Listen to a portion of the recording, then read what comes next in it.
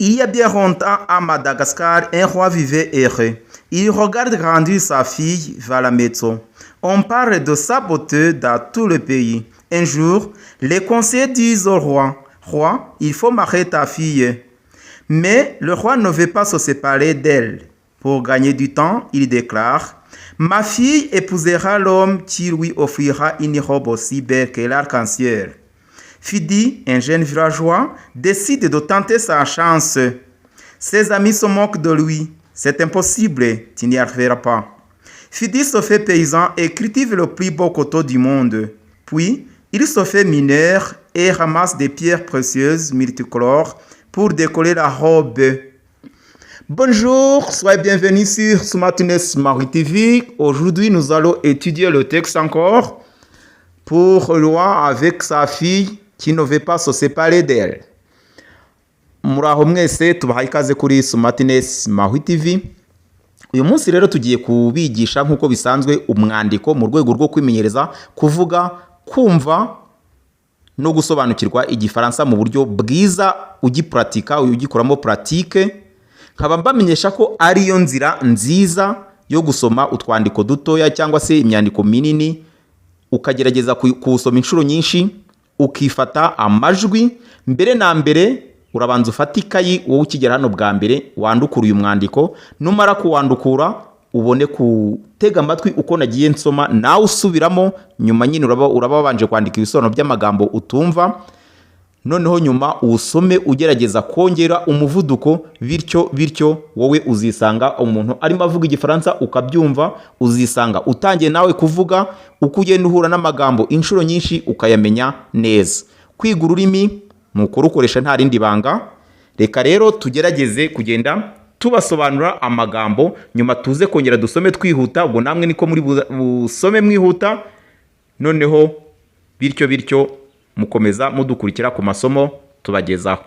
Tubibutsa ko ku bantu bageze hano bwa mbere, ku batarakora subscribe kugira ngo tujye dukomeza kuba hamwe namwe, mwakora subscribe, ugakora like, ugasharinga, ukabisangiza abandi, ugasangiza no masomo abandi, kugira ngo mukomeze nyine mube hamwe natwe. Kora subscribe, ntibagirwe gukanda kunzogera kugira ngo amasomo kandi ajya kugeraho ku gihe. Kubifuza amasomo yihariye mwaduhamagara kuri nimero ya Smartness Marie TV, tukabafasha nkuko bisanzwe. Murabizi ahantu henshi tuba dufite nabo dusanzwe dukorana, twigisha mu bihugu binyuranye dukoresheje telefone, tukavugana, tufite uburyo tubafasha. Namwe n'undi wese uzabyifuza yatubwira, kandi no mu mujyi kwa Rubangura turahigishiriza. Reka dukomeze rero tutabatindiye. Ikayi nizere ko mwayifashe, ikaramu nizere ko mwayifashe mwandika, kuko kwigira kuri telefone byo ntago mbyemera, nibwo bujyanama bwiza nkanjye umenyereye kwigisha abantu bo mu byiciro binyuranye. Nkabibutsa ko iyo umaze kubyumva hano kuri iyi channel Smartness Marie TV, biba byiza iyo uvanze source, iyo ugiye ku yandi macano ukajya no ku macano atashyiramo ikinyarwanda na gikeya, ukagenda ugerageza kumva utu dialogue, utuganiro tworoheje, bigufasha kumva neza ururimi rw'igifaransa. Twagiye rero. Il y a bien longtemps, c'est-à-dire abazi icyongereza nibo bavuga many years ago, igihe kera habayeho mu Kinyarwanda. Il y a bien longtemps cyangwa ushobora no kuvuga il y a longtemps, kera rwose hariho, ubu ushaka kumvikanisha igihe cya kera. Il y a bien longtemps, hashize igihe kinini, à Madagascar, muri Madagascar ni igihugu cyo muri Afrika. Un roi c'est umwami, un roi umwami, vivait heureux. Vivait vient du verbe vivre qui se conjugue à l'imparfait. Vivre ivuga kubaho, heureux cyishimye. Nuvuga ngo kera muri Madagascar umwami yabagaho yishimye, vivait longtemps. Umwami yabagaho ari heureux. Ikinyarwanda cya heureux c'est malheureux. Il regarde grandir sa fille Valametso. Abona umukobwa we rwose arimo akura, umukobwa yitwaga Valametso. On parle de sa beauté dans tous les pays. havugwa ubwiza bwe mu gihugu cyose. Numva ngo icyo gihe nyine ubwiza bw'uwo mukobwa nibwo bwabaga buvugwa gusa. On parle c'est kuvuga beauté n'ubwiza bw'inyuma nyine dans mu tout cyose le pays igihugu. Nous allons répéter. Il y a bien longtemps à Madagascar. Il y a bien longtemps à Madagascar, un roi vivait heureux. Un roi vivait heureux. Il regarde grandir sa fille Valametso. Il regarde grandir sa fille Valametso. Il regarde grandir sa fille Valametso. Il regarde grandir sa fille Valametso. On parle de sa beauté dans tous les pays. On parle de sa beauté dans tous les pays. Il y a bien longtemps, à Madagascar, un roi vivait heureux. Il regarde grandir sa fille Valametso. On parle de sa beauté dans tous les pays. On parle de sa beauté dans tout le pays. Un jour, un jour, les conseillers disent au roi, les conseillers, vient du verbe conseiller qui veut dire kugira inama umuntu. Les conseillers disent au roi, abajyanama babwira umwami, disent vient du verbe dire. Je dis, tu dis, il dit, nous disons, vous dites, ils disent. Un jour, les conseillers disent au roi, il faut marier ta fille, mwami. Il faut, vient du verbe falloir. Ni ngombwa gushyingira umukobwa wawe. Roi, il faut marier ta fille. Mais le roi ne veut pas se séparer d'elle.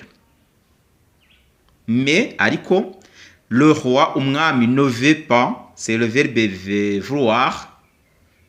Je veux, tu veux, il veut, nous voulons, vous voulez, ils veulent.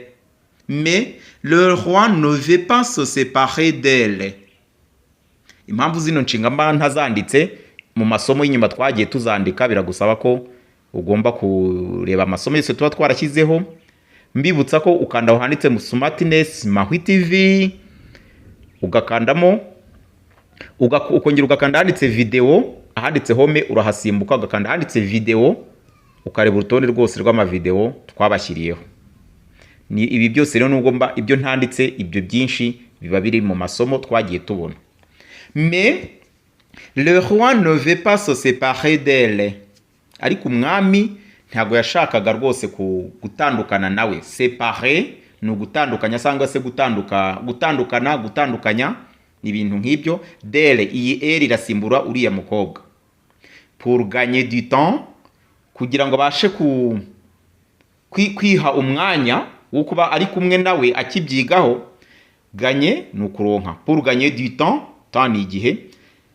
Il déclare, ahita atangaza. Yatangaje ibi bikurikira mugiye kwiyumvira rero. Pour gagner du temps, il déclare. Banze nturuke hejuru nsoma. Un jour, vous allez répéter. Les conseillers disent au roi. Les conseillers disent au roi, roi, il faut marier ta fille. Roi, il faut marier ta fille. Mais le roi ne veut pas se séparer d'elle. Mais le roi ne veut pas se séparer d'elle. Pour gagner du temps, il déclare. Pour gagner du temps, il déclare. Ma fille épousera l'homme qui lui offrira une robe aussi belle que l'arc-en-ciel.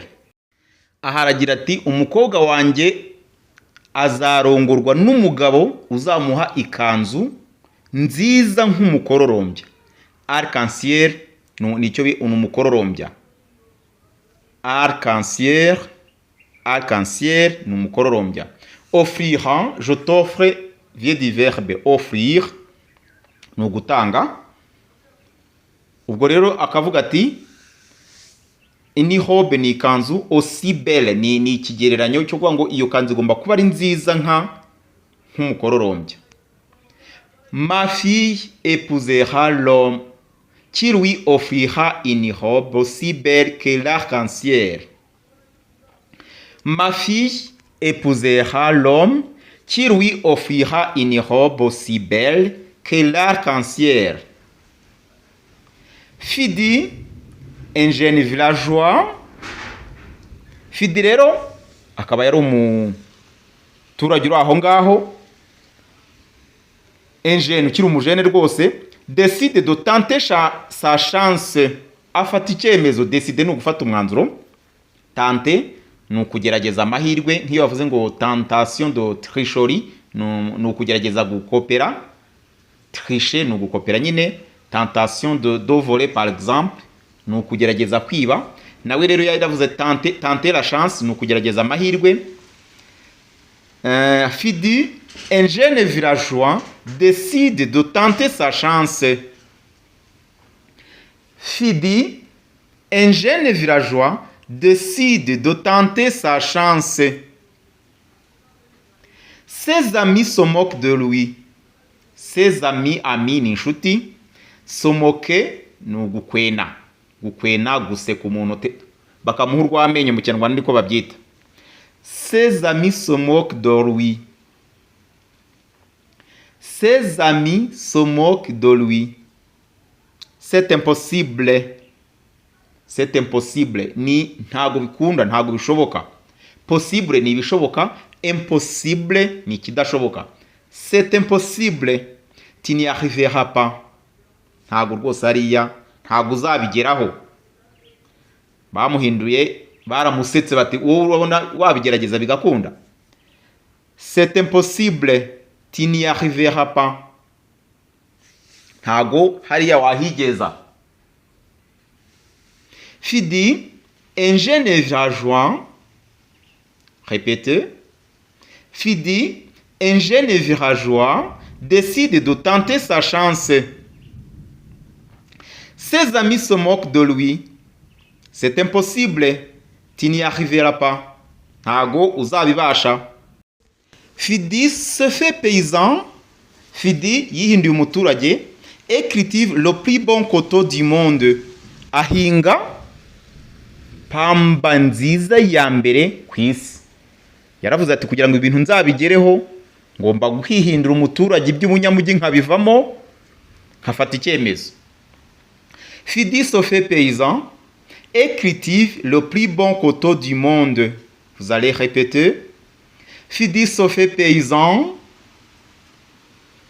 Fidi se fait paysan et cultive le plus bon coton du monde. Et cultive le plus bon coton du monde. Puis, nyuma, il se fait mineur et ramasse des pierres précieuses multicolores pour décorer la robe. Puis, il se fait mineur. Nyuma rero yihinduyemo umuntu ucukura amabuye y'agaciro. Mineur, c'est umuntu ucukura minore. Minore ni ibyo bita mine mu Kinyarwanda tuvuga ngo akora muri mine mu mabuye y'agaciro. Et ramasse des pierres précieuses. Ubwo akirirwa acukura amabuye nyine précieux. Ni amabuye y'agaciro mwese murayaze, ni menshi. Harimo za zahabu, za gasegereti, ni menshi. Puis, il se fait mineur et ramasse des pierres précieuses multicolores pour décorer la robe. Multicolore ni ikintu cy'amabara menshi. Multi iri jambo iyi prefix iri jambo bwabyo iyo ryaba ijambo iyo ni prefix ibanjije ijambo biba bivuga ko icyo kintu kiri mu bwinshi. Multicolore, multiprise na multiprise ni ka kantu bacomekamo ni ka prise gafite amaprise menshi. Multiprise, multicolore ni ukuvuga ngo cy'amabara menshi. Ubwo rero ramase ni kurundarunda. Ubwo yaramasaga yafataga amabuye y'agaciro yewe y'amabara atandukanye pour décorer la robe. Décorer ni ijambo décoration rituruka bano batunganya kudekora, katubivuge gutyo no mu Kinyarwanda tuvuga kudekora. Gutaka ni ugutaka ni mu Kinyarwanda cyiza. Pour décorer la robe, ubwo rero ibyo yabaga arimo byose yagira ngo azabone ukuntu adekora iriya kanzu kugira ngo umugeni bazamumuhe. Ubwo namwe rero nyuma yo gusoma uyu mwandiko muribaza muti byakurikiyeho bite, namwe mubyuzuze. Ubwo nahanyu ahasigaye tukongera rero tukajya gusoma, tukagerageza gusoma twihuta. Mbibutsa ko uba ari bwo buryo bwiza gusoma imyandiko, cyane ko tuba tutegeranye, ntabwo tuba twegeranye, nta bundi buryo bwo kwigishamo bworoshye. Kubageze wenda ku rwego rwo hejuru ashobora gukoresha channel yigisha mu Gifaransa gusa, ariko nkamwe tutegeranye ubu buryo rwose nizera ko bubafasha nkuko mbibwirwa na benshi muri mwe. Nimukenera ko tunahindura muzambwira, nk'abantu muhora mutugezaho icyo mwifuza mu buzima bwa buri munsi. Reka rero tudatinze twongere dusome, ariko ubwo namwe buri wese birarangira azi gusoma uyu mwandiko nkanjye nkuko twatangiye tubivuga. Kandi wamara kumenya kubisoma bukeya ukifata amajwi rwose, ukumva ko amajwi arimo gusohoka neza, bityo uzisanga wamenye Igifaransa mu buryo bukoroheye. Twagiye rero gusoma. Il y a bien longtemps à Madagascar. Il y a bien longtemps à Madagascar, un roi vivait heureux. Il regarde grandir sa fille Valametso. On parle de sa beauté dans tout le pays. Un jour, les conseillers disent au roi, « Roi, il faut marier ta fille. » Mais le roi ne veut pas se séparer d'elle. Pour gagner du temps, il déclare, « Ma fille épousera l'homme qui lui offrira une robe aussi belle que l'arc-en-ciel. » Fidi, un jeune villageois, décide de tenter sa chance. Ses amis se moquent de lui. C'est impossible. Tu n'y arriveras pas. Fidi se fait paysan et cultive le plus bon coteau du monde. Puis, il se fait mineur et ramasse des pierres précieuses multicolores pour décoller la robe. Je répète encore, mais très rapidement. Il y a bien longtemps à Madagascar, un roi vivait heureux. Il regarde grandir sa fille Valametso. On parle de sa beauté dans tous les pays. Un jour, les conseillers disent au roi, « Roi, il faut marier ta fille. » Mais le roi ne veut pas se séparer d'elle. Pour gagner du temps, il déclare, « Ma fille épousera l'homme qui lui offrira une robe aussi belle que l'arc-en-ciel. » Fidi, un jeune villageois, décide de tenter sa chance. Ses amis se moquent de lui. C'est impossible, tu n'y arriveras pas. Fidi se fait paysan et cultive le plus bon coteau du monde. Puis, il se fait mineur et ramasse des pierres précieuses multicolores pour décoller la robe. Merci de nous avoir suivis. Si vous n'avez pas encore s'inscrire, c'est le moment. Il faut cliquer sur le bouton s'abonner ou bien subscribe. Si tu n'as pas partagé, c'est le moment aussi. Si tu n'as pas fait encore like, c'est le moment aussi. À la prochaine occasion. Mwakoze kudukurikira, niba utarakora like, share cyangwa se ukore subscribe igihe niki ugakora subscribe ukibuka ukanda kunzogera kugira ngo amasomo tukugezaho ajye akugeraho rwose ku gihe adakerewe. kandi mutwandikire muri komanteri, twiteguye kubafasha. Turi hano kubera mwebwe, ntacyo muzabura kuri Smartness Mahwi TV. Mwakoze cyane, naho ubutaha.